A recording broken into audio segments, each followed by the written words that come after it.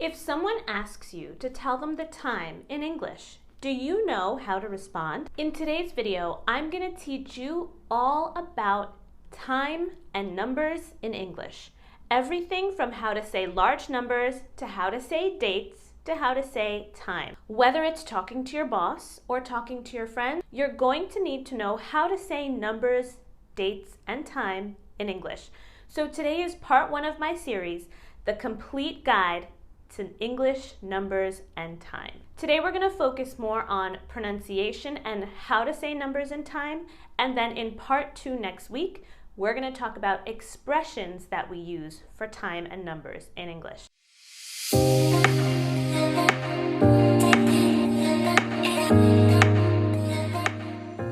Welcome to English with Gabby.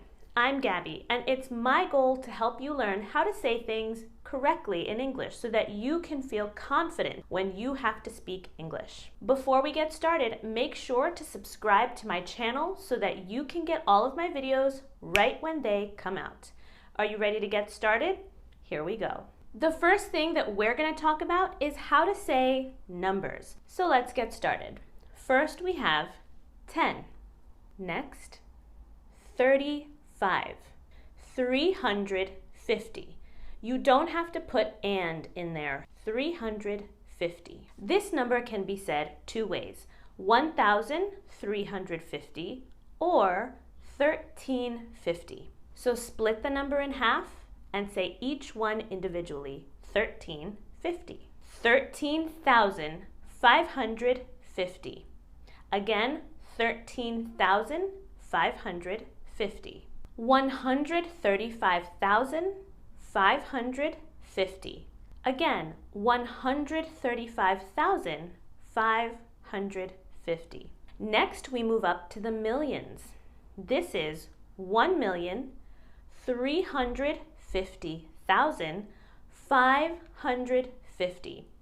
So you say each section between the commas separately. So again, 1,350,550. And lastly, we move up to billion. 1,350,550,000. Remember to say each thing separately. I also want to help you with confusing numbers that sound similar. 13, 30. 13 said with a T, 30 said with a T that sounds like a D. 13, 30. 14, 40. 14, 40. 15, 50. 15, 50. 16, 60. 16, 60. 17, 70. 17, 70. 18, 80. 18, 80. 19, 90. 19, 90. So you see a pattern here.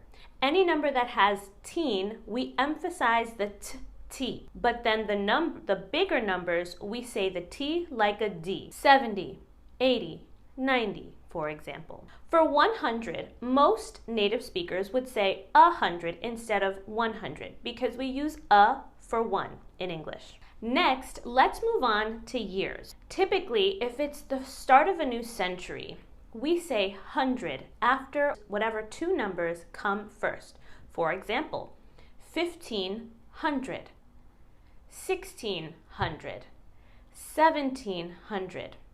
Then when we get up to the year 2000, we say 2000, not 2000. For other years, all you have to do is cut it in half and say each side separately. For example, 1945, 1776. If you're talking about a year that's very low, you can say 535 in the year 843. Some people add AD or ACE to the end to represent after death, Anno Domini, or after Common Era. It really depends whatever you're most comfortable with. Once we move to the 2000s, we tend to do the same thing. 2021 is this year, for example. We can also say 2021. They're both acceptable, but I would say that 2021 is definitely more common. So next year would be 2022, and last year was 2020. If you want to talk about decades, we would say the 80s, the 1980s, the 1990s, or the 90s. And when talking about centuries, we would say we are in the 21st century, back in the 18th century, for example. Next, let's talk about dates, because in the USA, we typically write dates differently than in many other countries. We switch the month and the day position. For example, January 23rd, 2015 would be written like this in American English.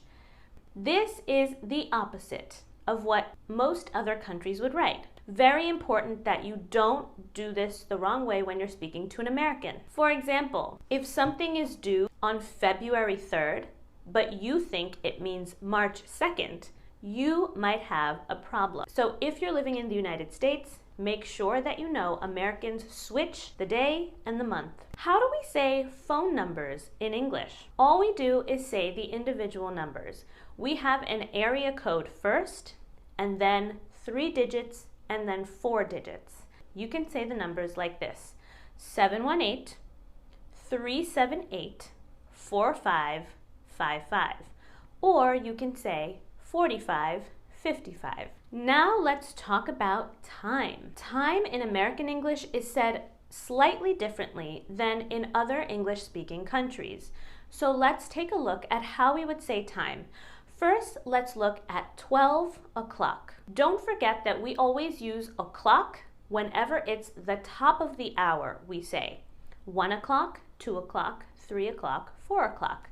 It's important to note that in American time, we don't have a 24-hour clock. If you tell an American that it's 16:15, they're going to have no idea what you're talking about. We use AM and PM. AM is for morning hours, PM is for afternoon and evening. So when it's 12 o'clock PM in the middle of the day, we say noon. We do not say midday. That's British English. For 12 o'clock at night, we say midnight. Midnight. You can also just say it's 12 o'clock. So if someone says, "Excuse me, do you have the time?" we can say, "Oh, it's 12 o'clock." This number is 12:05. We don't say 12:05 and we don't say 12:05. We say 12:05. This would be 12:10. Now this number here, we can say it in more than one way. The most common way is to say 12:15, but we can also say a quarter after, not a quarter past, like is said in British English. Also, this time right here, I hear students making mistakes all the time. We do not say 12 and a half. We say 12:30. We also don't say 12:30. So again, 12:30 is the only time that we typically say in the USA. For this number here, we typically say 12:45 or a quarter to 1. So we use a quarter to plus whatever hour it's going to be in 15 minutes. A quarter to 2, a quarter to 3, a quarter to 4. And for this time, we would say 12:55 or it's 5 to 1. So once it's less than 15 minutes until the next hour, we can say it's 10 to 1, it's 5 to 1, or it's almost 1 o'clock. If we want to meet someone exactly on the hour, we say, "Hey, can you meet me at 4 on the dot?" On the dot means exactly at that time. Okay guys, the train leaves at 8:15 on the dot. Well guys, how did you enjoy part 1?